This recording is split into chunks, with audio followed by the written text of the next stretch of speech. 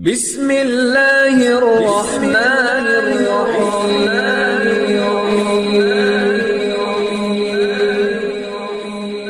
بسم اللہ الرحمن الرحیم۔ السلام علیکم۔ وظیفے کی اجازت کے لیے کمنٹس میں اپنا نام لکھ دیں، اور اگر آپ ہمارے چینل پر نئے ہوئے تو ہمارے چینل کو ضرور سبسکرائب کر دیجیے گا۔ آج جو میں آپ کی خدمت میں وظیفہ لے کر آئی ہوں، یہ مال و دولت میں برکت کے لیے مجرب عمل ہے۔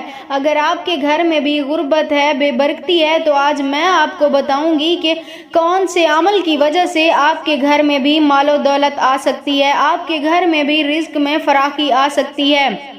اگر آپ کے گھر میں غربت ہے، آپ کا کاروبار نہیں ہے، کوئی بھی ذریعہ معاش نہیں ہے، یا اگر آپ کام کرتے ہیں اس میں برکت نہیں ہوتی، یعنی پیسے میں برکت نہیں ہے، تو آپ اپنے گھر کی کسی بھی بچی کا نام فاطمہ رکھ دیں۔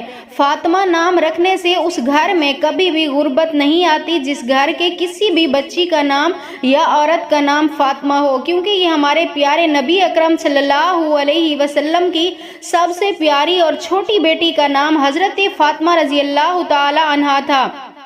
تو آپ بھی اپنے گھر میں اگر غربت ہے تو اپنے گھر کی کسی بھی بچی کا نام فاطمہ رکھ دیں، آپ کے گھر میں کبھی بھی غربت نہیں آئے گی، فقر و فاقہ نہیں آئے گا۔